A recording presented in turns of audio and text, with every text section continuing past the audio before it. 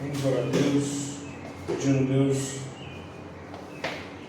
que na plenitude da sua palavra possa falar conosco e que Flávio possa lembrar de tudo que ele estudou, em nome de Jesus. Pai, obrigado. Seja com teu filho e abra não só os nossos olhos, mas os nossos ouvidos para se atentar pela mensagem de hoje. Conduza, Pai querido, a boca do teu servo. Visite o Senhor Jesus Cristo, a nossa congregação, a nossa igreja hoje, o nosso arraial, e que através da tua palavra o Senhor possa nos corrigir, exortar, possa alinhar os nossos passos, os teus caminhos. Que assim seja para todo sempre. Em nome de Jesus, fale conosco. Amém. Amém. Deus seja louvado. Presença de Deus boa, estando diante de Deus, louvando. Domingo nós sabemos que é o dia do Senhor, e nós nos agradamos de estar sempre na presença de Deus. Às vezes nós paramos e pensamos que o culto é só domingo, né? Aqui é só uma reunião dos santos, na verdade, né? Mas o culto a Deus é todo dia. É com as nossas atitudes, é com o nosso amor, com nossas famílias, esposas, maridos, filhos, amigos, trabalho.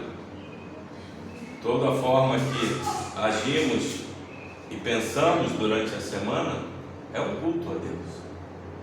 A nossa vida é um culto a Deus. Por isso, nós vemos assim como é importante vir domingo à igreja para renovar as nossas forças, para que esse culto continue durante a semana. E mais uma vez, vamos ouvir a santa palavra do Senhor. Antes de começar, nós vamos conversar um pouco aqui sobre a vã esperança de algumas pessoas, na verdade, de quase todo homem, né? O homem em si, ele tem aquela necessidade de ter uma religião. Deus, quando criou o homem, criou com esse senso de religiosidade, com esse senso de que falta algo em sua vida. E a religião é o ponto em que o homem busca o seu desejo espiritual, porque o homem é constituído de uma alma, e essa alma deseja algo a mais do que o físico e o material. E a religião tem sido, em todos os séculos, a coisa que o homem utiliza para tentar fazer algo para preencher esse vazio. A religião é como se fosse a Torre de Babel, em que o homem tenta ter acesso a Deus da sua forma, tenta ter acesso ao céu da sua forma. Existem dois tipos de religião: a religião revelada e a religião criada pelos homens. A maioria das religiões que nós vemos aí é uma religião criada pelos homens, que tentam buscar acesso a Deus, que tentam preencher os seus corações conforme as suas vontades, conforme os seus desejos. E essas religiões, elas buscam não que a vontade de Deus seja feita na terra, mas que a vontade do homem seja feita no céu. As pessoas cada dia mais têm criado deuses no seu coração, e muitas vezes até próprio dentro da igreja cristã, tem criado um Deus próprio para agradar a si. Isso tem sido muito deletério, não só para a igreja, como para a sociedade, porque à medida que o homem age conforme o seu coração, e a Bíblia nos diz que o seu coração é enganoso, o homem começa a se perder. O homem começa a andar por caminhos que ele acha que é de vida, mas que são caminhos de morte. Já a religião revelada, diferente da religião criada pelos homens, porque a religião criada pelos homens, ela é algo que é criado para abrir um caminho para o céu, abrir um caminho para se chegar a Deus. Mas a religião revelada, ela é o caminho de Deus aberto para a terra. Ela é o caminho de Deus que une aquela distância que existe entre Deus e a humanidade. E em todos os séculos, todos sabem que existe essa distância. E muitos, por isso, criam templos, criam tabernáculos, criam formas de adoração, rituais, porque querem preencher o seu coração, sabendo que existe uma distância enorme entre nós, humanos, e Deus. E esse texto aqui vem trazer algo tão lindo, tão profundo, que fala um pouco sobre essa distância e o que Deus pode realmente fazer com essa distância. Eu também quero tocar num ponto antes de começar, que é a vã esperança que nós temos de que seremos vivos para sempre. Não quero tocar aqui no ponto de saber que nós cristãos temos a vida eterna, mas eu digo a visão geral da sociedade de pensar que essa vida, muitos pensam que somente essa vida que existe, outros pensam que reencarnarão, outros pensam que estarão de uma certa forma lindos por toda a vida. Existem praticamente alguns tipos de pessoas: aqueles que acham que são super-heróis.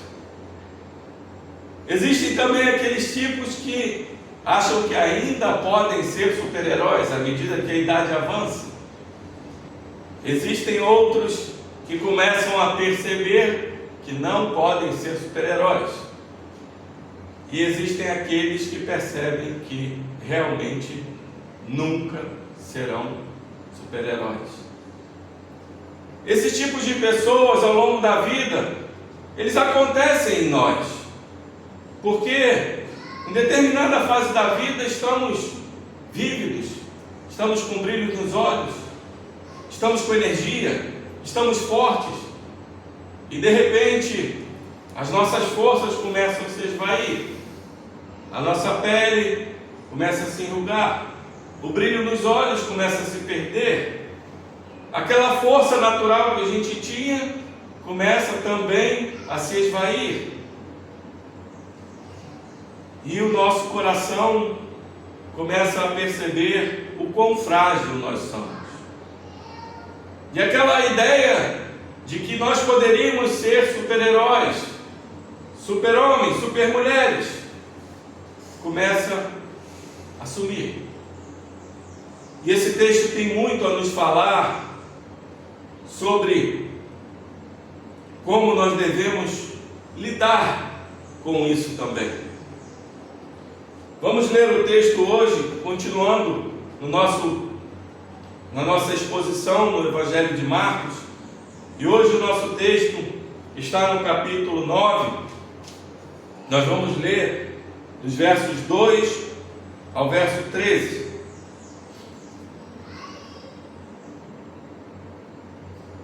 Todos já abriram a sua palavra? Então vamos ler. Assim diz a santa palavra do Senhor. 6 dias depois, tomou Jesus consigo a Pedro, Tiago e João e levou-os a sós, à parte, a um alto monte. Foi transfigurado diante deles. As suas vestes tornaram-se resplandecentes e sobremodo brancas, como nenhum lavandeiro na terra as poderia alvejar. Apareceu-lhes Elias com Moisés e estavam falando com Jesus. Então Pedro, tomando a palavra, disse: Mestre, bom é estarmos aqui e que façamos 3 tendas. Uma será tua, outra para Moisés e outra para Elias. Pois não sabiam o que dizer por estarem eles aterrados. A seguir, Veio uma nuvem que os envolveu, e dela uma voz dizia: Este é o meu filho amado, a ele ouvi. E de relance, olhando ao redor, a ninguém mais viram com eles, senão Jesus. Ao descerem do monte, ordenou-lhes Jesus que não divulgassem as coisas que tinham visto, até o dia que o Filho do Homem ressuscitasse dentre os mortos. Eles guardaram a recomendação, perguntando uns aos outros que seria o ressuscitar dentre os mortos. E interrogaram-no, dizendo: Por que dizem os escribas ser necessário que Elias venha primeiro? Então ele lhes disse: Elias, vindo primeiro, restaurará todas as coisas, como pois está escrito sobre o Filho do Homem, que sofrerá muito e será aviltado. Eu, porém, vos digo que Elias já veio, e fizeram com ele tudo o que quiseram, como a seu respeito está escrito. Amém. Essa passagem é uma passagem que tem duas ênfases principais, que é a cristologia e o discipulado. Em primeiro lugar, esse relato dessa epifania de um Deus que revela a glória pré-existente de seu Filho, como Senhor majestoso e o Moisés escatológico. E em segundo lugar, apesar dos discípulos continuarem a ter dificuldades, aos poucos eles começam a compreender quem Cristo é. Esse acontecimento está ligado intimamente ao que precede. Vocês vão recordar que a última vez que preguei em Marcos estava falando sobre o negue a si mesmo, tome a sua cruz e siga-me. E nós pegamos uma sequência em que Pedro diz que Jesus é o Cristo. E por essa declaração, Jesus vai dizer para eles, por essa declaração, Jesus disse qual era o seu propósito, que ele veio para sofrer e morrer naquela cruz. Quando Pedro não aceita e o repreende com veemência, isso leva Jesus a explicar a eles a verdadeira essência do discipulado, que é o sofrimento, o sacrifício. E agora Deus revela o estágio final dessa sessão cristológica, que é, na verdade, o glorioso Senhor, o último Moisés, onde é revelada a glória de Deus. Esse relato é interessante, que ele é moldurado pela subida e descida do monte, pelo diálogo de Jesus com Moisés e Elias, seguido do relato do diálogo de Jesus com Pedro. Nós ouvimos a voz de Deus e depois o pedido de silêncio de Jesus e a explicação de Jesus sobre Elias aos discípulos.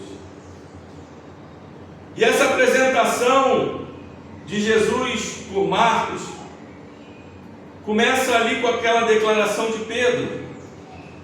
Aquela declaração de Pedro mostra como os discípulos deveriam pensar sobre Jesus. Mas agora, Marcos quer mostrar como os discípulos têm que ver verdadeiramente Jesus. É interessante que esse relato começa que 6 dias depois, tomou Jesus consigo a Pedro, Tiago e João e levou-os a sós à parte a um alto monte. Quando nós lemos 6 dias, nós vamos nos lembrar daquele texto de Êxodo 24, nos versos 15 e 16, que Moisés sobe ao Monte Sinai, e durante 6 dias, a glória de Deus cobre aquele monte. E somente depois de seus dias, o Senhor se revela a Moisés. E nessa caminhada de 6 dias, de Cesareia de Filipe até esse alto monte, Jesus leva consigo Pedro, Tiago e João a subir esse alto monte. O que também nos lembra que naquela ocasião, Moisés leva Arão, Nadab, Abiú e 70 anciãos, Mas somente Moisés sobe ao topo do monte para receber a palavra revelada, para ver a glória de Deus. E naquela ocasião, Moisés pediu para ver a glória de Deus. E aqui, apesar dessa referência estar junto, Pedro, Tiago e João vão junto com ele ao alto do monte. Naquela ocasião apenas Moisés, mas aqui seus discípulos estão junto com eles no alto monte. E a palavra vai dizer aqui que Jesus foi transfigurado diante deles. As suas vestes tornaram-se resplandecentes. Esse alto monte, não se sabe ao certo que monte seria. Alguns vão dizer que era o Monte Tabor, outros vão dizer que era o Monte Hermon ou o Monte Meron. Mas, por entendimento, pela região que eles estavam, por onde a declaração de Pedro foi feita, em Cesareia de Filipe. Cesareia de Filipe ficava ali, praticamente perto do Monte Hermon. É mais provável que tenha sido no Monte Hermon. Alguns vão dizer que teria sido no Monte Tabor, mas o Monte Tabor, na época de Jesus, ele também era habitado. Ele tinha um domo que era habitado, o que tornaria um pouco difícil dizer que eles estavam a sós. Mas isso não é importante, porque os montes estão lá, mas o importante é o Senhor da fé, é o Senhor da glória, é o que Ele realiza nos montes. E sendo no Monte Tabor ou sendo no Monte Hermon, a mensagem aqui mais importante é a mensagem que está nessa passagem. Jesus é transfigurado diante deles. Marcos traz essa declaração de que as vestes de Jesus tornaram-se resplandecentes e sobremodo brancas, como nenhum lavandeiro na terra as poderia alvejar. Mateus acrescenta que o rosto de Jesus brilhou como o sol. E segundo Pedro também vai dizer que testemunhas, eles foram testemunhas oculares de sua majestade. Jesus foi transfigurado. Isso é um passivo, ele foi transformado realmente. E esse transformado não foi só nas suas roupas, o seu rosto mudou, a sua essência, a sua natureza não muda, porque Jesus não deixa de ser Deus, mas Jesus recebe a glória que tinha antes com o Pai, e aquela glória transcende naquele lugar. Esse verbo usado, transformado, vem de metamorfo no grego, é uma mudança radical. Ela aparece 4 vezes. Ela aparece aqui, ela aparece em Mateus 17, ela aparece em Romanos 12, versículo 2, e aparece em 2 Coríntios 3,18, quando o apóstolo Paulo vai dizer que nós somos transformados de glória em glória. Isso representa uma mudança radical. E o interessante é que o monte sempre representa o contato de Deus com os seres humanos.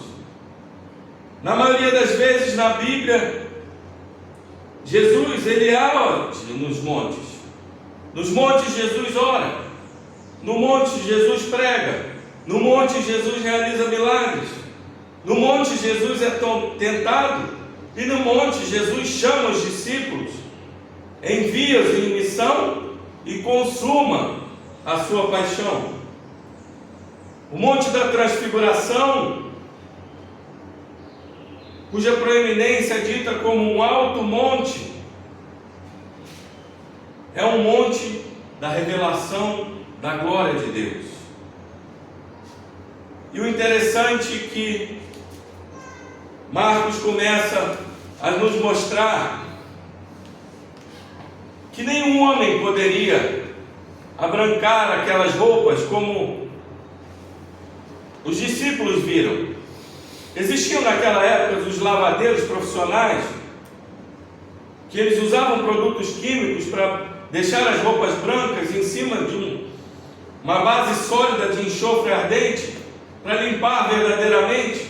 Mas mesmo com todos aqueles produtos químicos, nenhum homem seria capaz de deixar aquelas roupas brancas. E você imagina Jesus andando com seus discípulos pelo deserto, com aquela poeira, com aquela sujeira, o quanto aquelas roupas não deviam estar amareladas, sujas. E eles relatam, e Marcos relata, que estavam brancas, resplandecentes. E logo depois desse texto, vem dizer que apareceu-lhes Elias com Moisés e estavam falando com Jesus. É interessante vermos que o texto diz que dois dos maiores homens do Antigo Testamento aparecem junto com Jesus. Moisés representa a lei, Elias representa os profetas, mas não só isso. O texto não está querendo mostrar que um representava a lei e outros profetas, mas que ambos eram precursores messiânicos daquele maior, daquele Moisés escatológico que teria que vir, que em Deuteronômio 18:15 vai dizer que um profeta surgiria e que o povo teria que ouvir dele. Esses precursores messiânicos, Moisés e Elias, aparecem junto com Jesus. Talvez uma visão judaica desse texto vai mostrar que apareceu Elias com Moisés, mostrando que Elias tivesse uma subordinação ainda a Moisés, por Moisés ser maior, por ter recebido a lei de Deus e propagado a lei de Deus. Mas esses precursores messiânicos querem dizer muito mais para nós, porque aquele outro profeta que viria, o outro Moisés, o Moisés escatológico, e aquele outro libertador que viria, assim como Elias libertou também, Moisés liberta o seu povo fisicamente, materialmente da opressão do Egito, e Elias liberta o povo daqueles deuses falsos, dos deuses de Baal. Uma libertação física através de Moisés, uma libertação espiritual através de Elias. E ambos estão agora diante do verdadeiro libertador. Ambos estão diante do Moisés escatológico e do verdadeiro libertador espiritual. Mas o que eu quero mostrar para vocês é que muitas vezes nós temos uma ideia errada. Quando eu digo que esse texto fala sobre cristologia, nós temos uma ideia errada de quem Jesus é. E isso é importante, porque os discípulos vinham andando com ele, os discípulos vinham ouvindo, e Jesus dizendo: ouçam-me, compreendam, vejam. E os discípulos não conseguiam entender, porque Jesus várias vezes vai dizer que eles ainda não entendiam, que eles ainda não compreendiam. E nós vemos que, apesar de Pedro ter dito: tu és o Cristo, e Jesus ter explicado verdadeiramente que ele falou aquilo pelo Pai, e que ele veio para sofrer e morrer, Pedro ainda, quando tem essa revelação, que vê Jesus com Moisés e Elias, e Moisés e Elias falando com Jesus. Marcos não vai dizer a razão, o que Moisés e Elias estavam falando com Jesus, mas Lucas 9:31 vai dizer que Moisés e Elias estavam falando com Jesus sobre a sua partida. Partida no grego quer dizer êxodos. Eles estavam falando de um novo êxodo, de uma nova partida, a partida de Jesus para o seu propósito principal, para o que veio. para o seu propósito principal de libertação. E ainda assim, Pedro olha para Jesus e toma a palavra e diz: Mestre, bom é estarmos aqui e que façamos 3 tendas, uma ser tua, outra para Moisés e outra para Elias. Primeiro Pedro já chama Jesus de mestre. Pedro não conseguiu compreender a essência de Jesus transfigurado, a essência de Jesus com aqueles 2 homens do Antigo Testamento, e Jesus ali diante deles, conversando com eles, os 2 subordinados falando sobre a partida de Jesus. Pedro chama ele de mestre e diz assim: é bom estarmos aqui.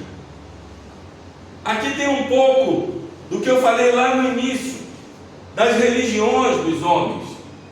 E aqui é a religião da êxtase.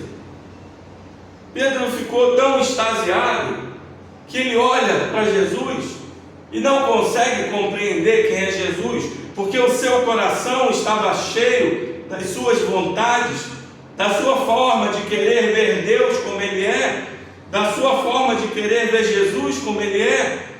E quantas vezes, tantas pessoas, nós entramos na igreja, queremos ver Deus e Jesus da forma que nos alegra, da forma que nos apraz, mas não vemos Jesus verdadeiramente como Ele é. E essa religião da êxtase, em que nós estamos extasiados quando estamos num culto, quando estamos numa reunião de santos, quando estamos cantando louvores, muitas vezes faz-nos cegar a mente. As pessoas querem estar extasiadas na presença de Deus, mas muitas vezes essa êxtase pode ser um perigo para o entendimento de quem é Deus. Por isso que todo culto a Deus, ele precisa revelar verdadeiramente quem Deus é, ele precisa revelar verdadeiramente quem é Cristo, quem é Jesus. O culto que não revela Jesus crucificado, assim como Paulo vai dizer que em todo momento ele só quis pregar Cristo e Cristo crucificado, porque essa é a essência da religião revelada, essa é a essência do caminho do céu para a terra, e não a nossa religião de que quer um Deus da nossa forma. E Pedro se perde, e nesse momento ele compara Jesus a Moisés e a Elias, como mais um mestre, como mais um homem santo, que estava propagando a mensagem de Deus. Só que nesse momento, Deus Pai corrige esse erro de Pedro, porque apesar deles estarem aterrados, estarem em êxtase, estarem sem entender toda aquela situação, vem uma nuvem que os envolve, e essa nuvem eclipsa todos eles,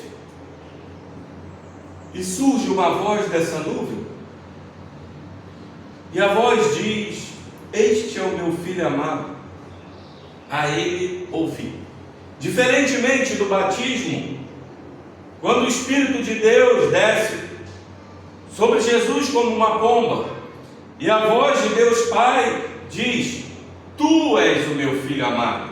O Pai se dirige a Jesus no batismo: tu és o meu filho amado em que eu me alegro. Aqui, Deus Pai se dirige aos seus discípulos: este é o meu filho amado, para corrigir justamente esse erro de que eles achavam que Jesus poderia ser igual a Moisés e Elias, apenas mais um mestre, mais um mensageiro de Deus, mais um homem que falaria da palavra de Deus.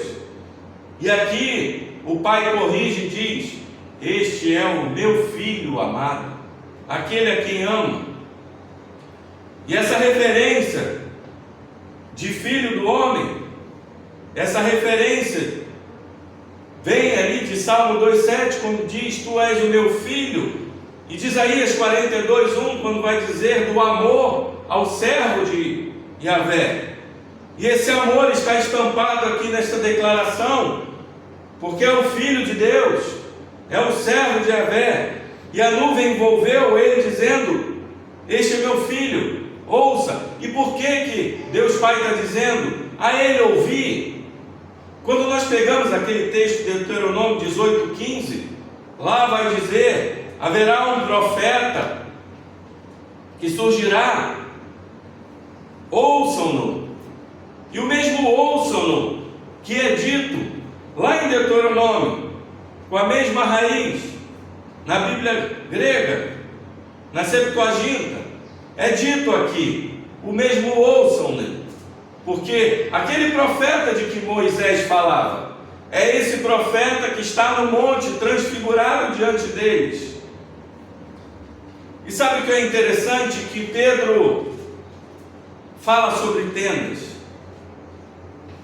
Nós temos que entender que as tendas tinham um significado para os judeus, porque as tendas, na verdade, aqui são traduzidas como tabernáculo.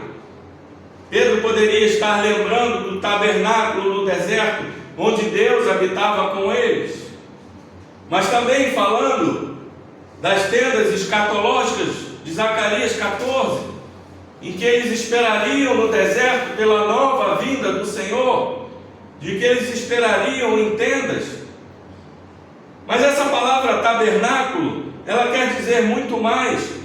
Voltando ao início, quando eu falei das religiões, muitas vezes o homem tem o desejo de construir templos, de construir algo para lidar com a presença de Deus, para lidar com a santidade de Deus, para lidar com a distância de Deus, porque os homens não conseguem lidar com a presença de Deus sem que tenha algo diferente, e para isso criam tabernáculos, criam templos, criam cultos, criam rituais, para que eles possam acessar Deus de sua forma.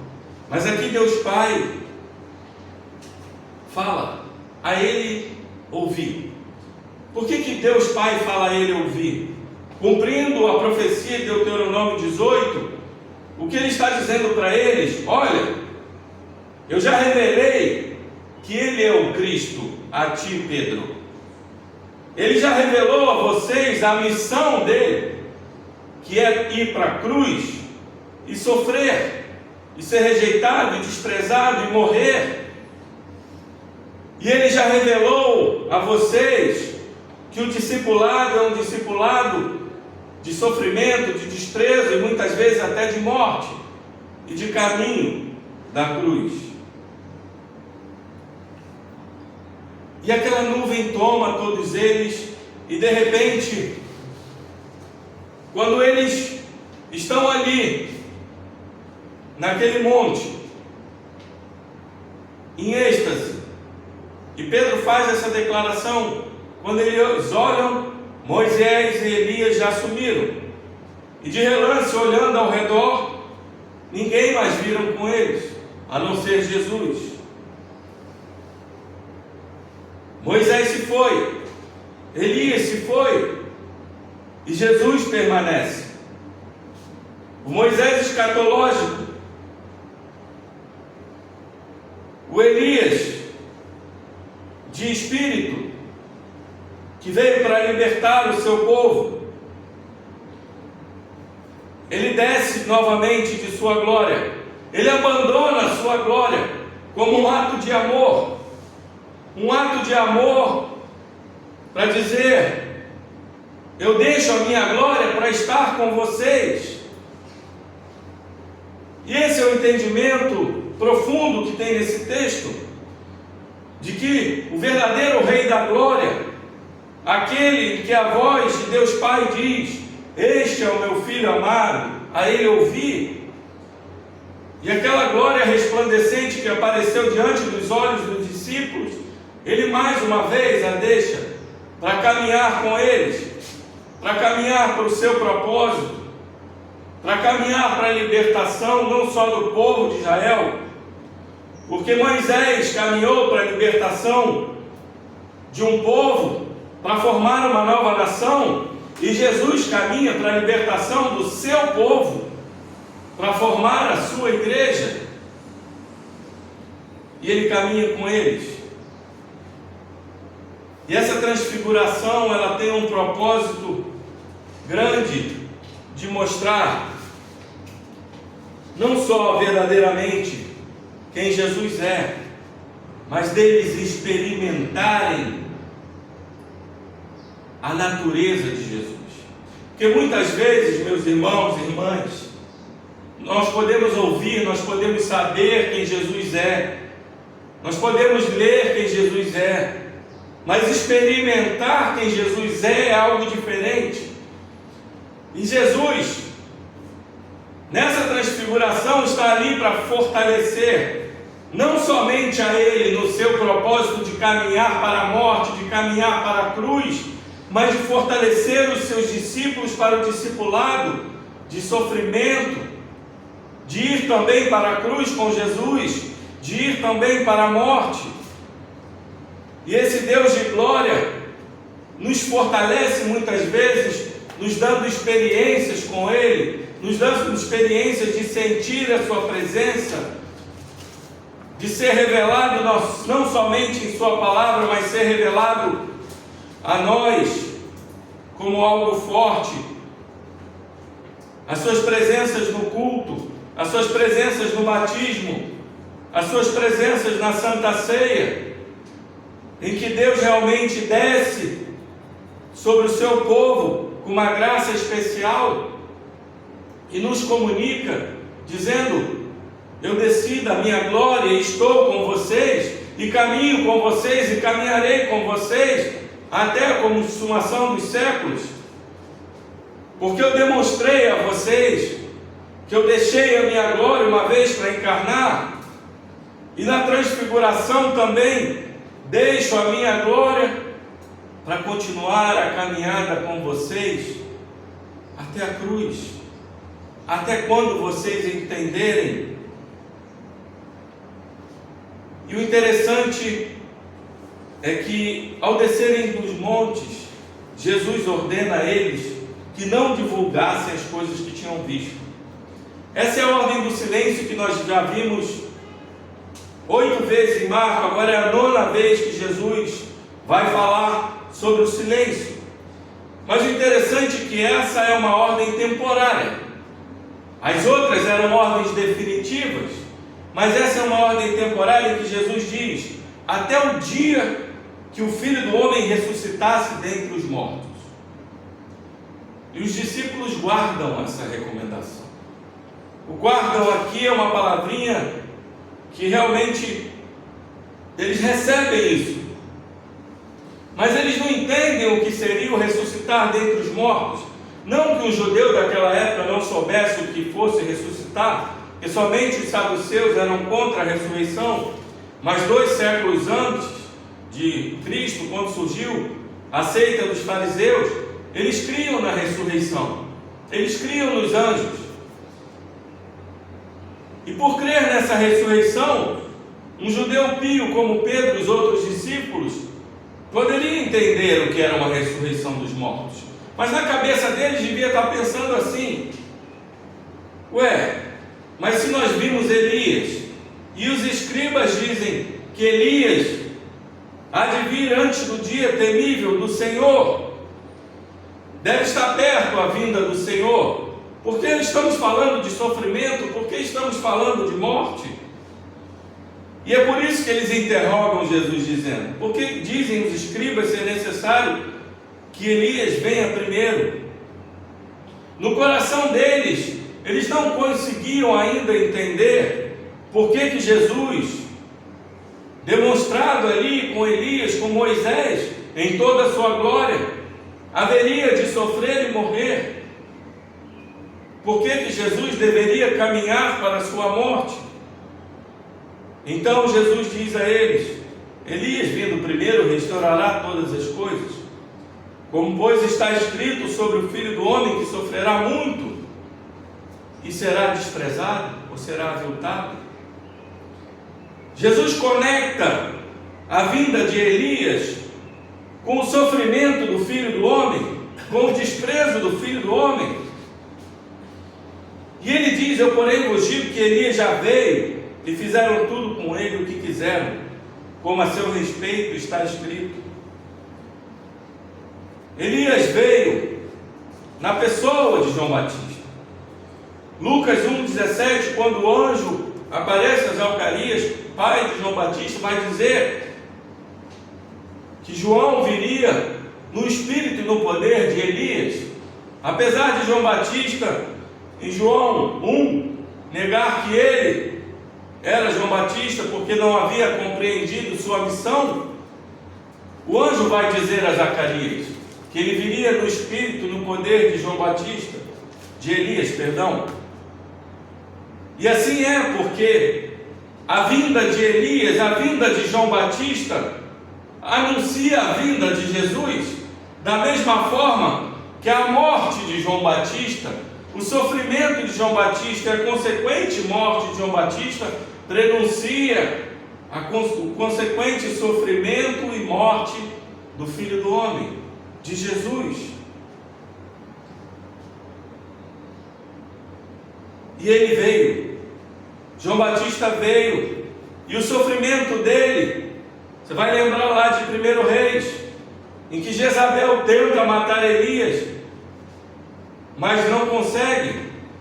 Mas a Jezabel do primeiro século, Herodias, consegue executar o verdadeiro Elias ali no espírito de Elias, João Batista, porque existia uma profecia dessa morte verdadeiramente ali, daquele que viria no espírito de Elias.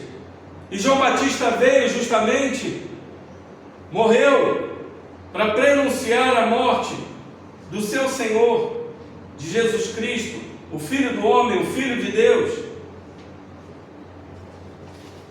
E quando nós vemos tudo isso, quando a gente fala aqui de quem Cristo é, para que Cristo veio, e nós entendemos o quão grande é a nossa distância de Deus com os seres humanos, não é só a essência de entender que Cristo veio morrer por nós, não só a essência de entender que Cristo desceu, abandonou a sua glória, sofreu e morreu por nós, mas é a essência de entender que Ele abandonou a sua glória para caminhar conosco, para caminhar com os seus discípulos, até a consumação dos séculos, e hoje Ele está à direita do Pai, assentado, intercedendo por nós, estando com nós, nos protegendo, e fazendo com que a nossa caminhada, por mais que seja árdua, que seja uma caminhada, muitas vezes de sofrimento, de dificuldade, e até de morte, seja uma caminhada com propósito, uma caminhada de esperança, porque assim como Ele ressuscitou dentre os mortos, nós ressuscitaremos um dia.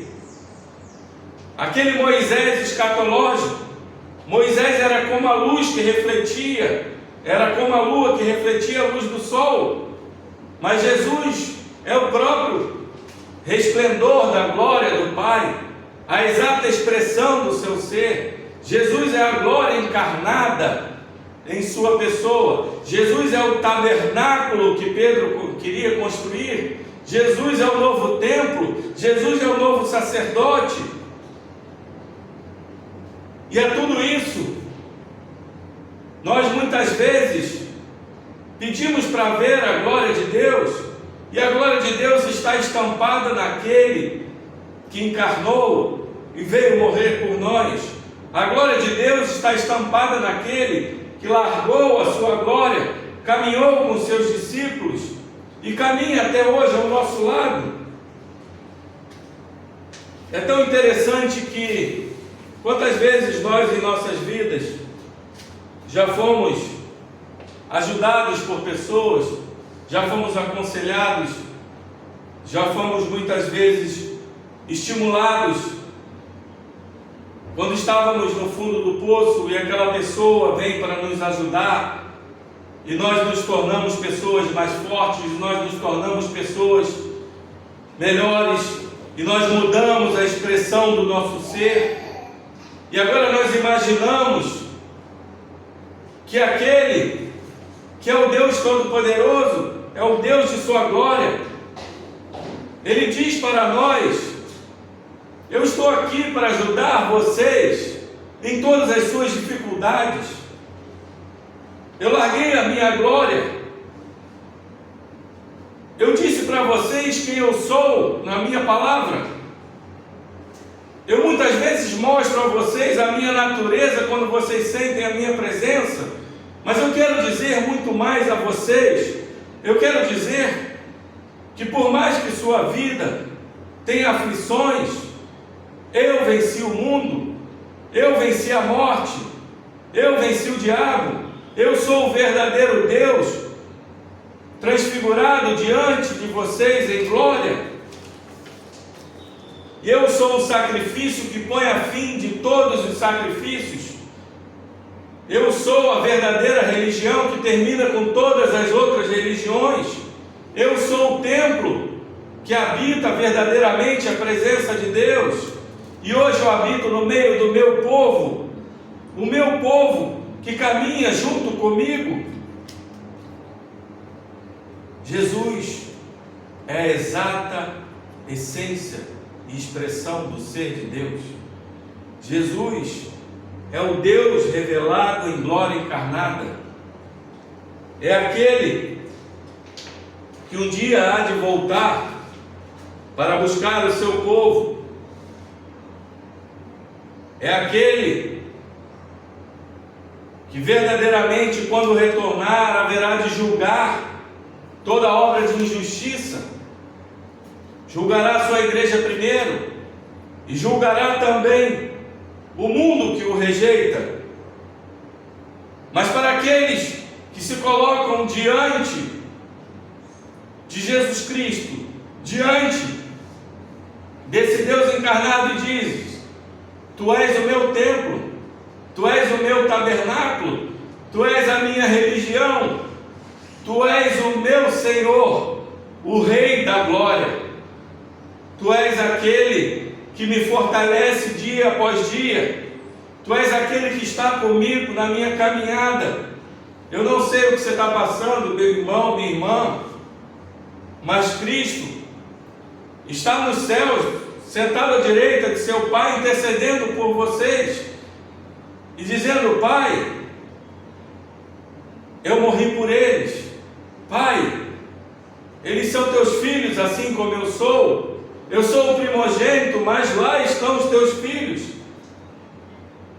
E nós temos que ajudá-los a vencer como eu venci.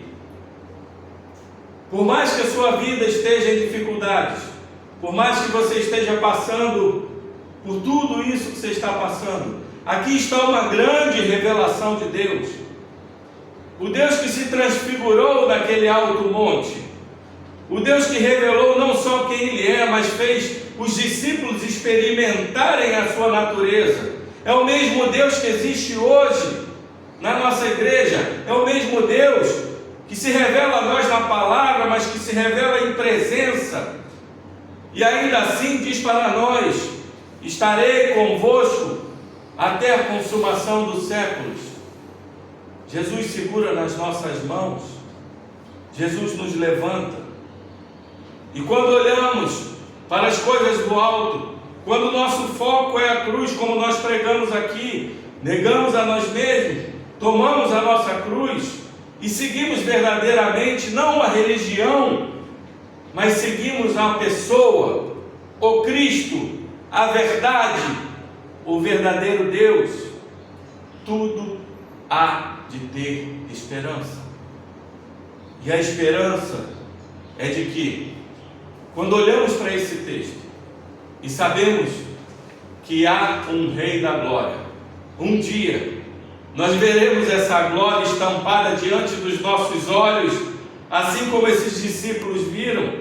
E não só nós, Moisés, Elias, Isaías, Jeremias, João Batista, Pedro, Paulo, Tiago, João, André, todos os discípulos de todas as eras verão Cristo em sua glória diante de nós, e só faremos uma coisa, que é o que Pedro, os discípulos e nós deveríamos fazer sempre: adorar esse verdadeiro Deus. A adoração é a única coisa que pode nos unir. A adoração verdadeira diante do verdadeiro Deus. A adoração diante da verdadeira religião, que é Cristo, do verdadeiro tabernáculo, ao verdadeiro templo. A adoração correta nos conecta com Deus e faz-nos sentir essa glória que está estampada e encarnada no Filho de Deus, que nasceu, viveu, sofreu e morreu entre nós.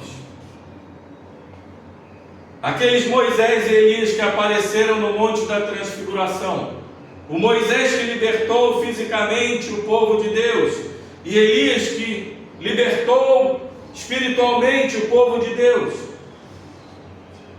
Mas o verdadeiro Moisés e o verdadeiro Elias nos liberta, não só fisicamente desse mundo material que um dia há de acabar, mas nos liberta espiritualmente dos nossos pecados e deixa nossas roupas brancas, resplandecentes, assim como a sua roupa ficou diante dos seus discípulos. E essa é a verdadeira religião.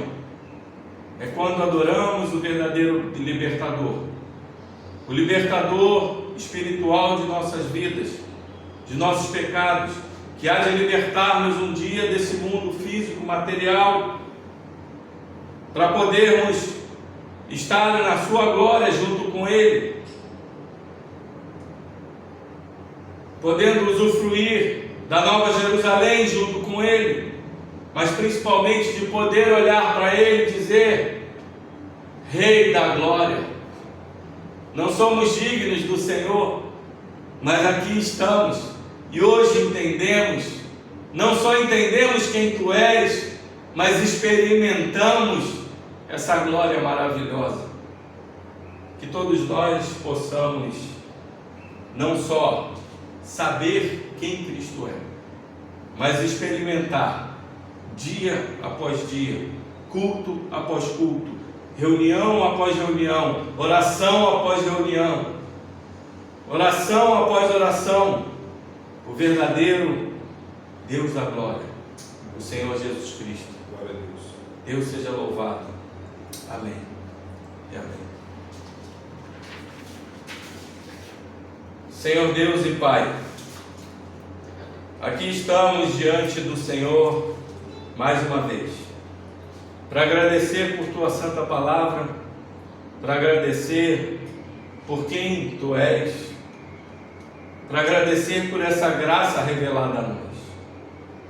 Nós muitas vezes, Senhor, buscamos o Deus através de nossos corações. Nós queremos que Deus faça a nossa vontade no céu, e não que a sua vontade seja feita aqui na terra, porque nós criamos religiões falsas nos nossos corações. Nós olhamos para o Senhor de forma que muitas vezes não é o Senhor verdadeiramente. Abra os nossos olhos espirituais, Senhor, para que vejamos, não saibamos só quem o Senhor é, mas para que sintamos, experimentamos a Tua glória e possamos dizer verdadeiramente: eu sei que estou na presença do Filho do Deus Altíssimo, em que o Pai diz: ouçam-no, que a gente possa Te ouvir até a sua vinda, em que o Senhor virá para chamar o Teu povo para experimentar mais da tua glória e saber verdadeiramente quem tu és. Obrigado, Senhor, porque o Senhor se revela nesse culto, o Senhor se revela numa oração, o Senhor se revela na reunião dos seus santos e faz de nós, filhos pecadores, homens que um dia estarão com vestes resplandecentes, assim como as suas vestes ficaram no monte da transfiguração. Vestes sem pecado, sem mancha, sem ruga, da tua verdadeira igreja, a tua verdadeira noiva. Obrigado, Senhor, porque nós não merecemos isso, mas a tua graça cobre essa multidão de pecados. A tua grandeza cobre toda a nossa pequenez. E nós te agradecemos e te louvamos unicamente como o verdadeiro Rei da Glória. Em nome de Jesus. Amém.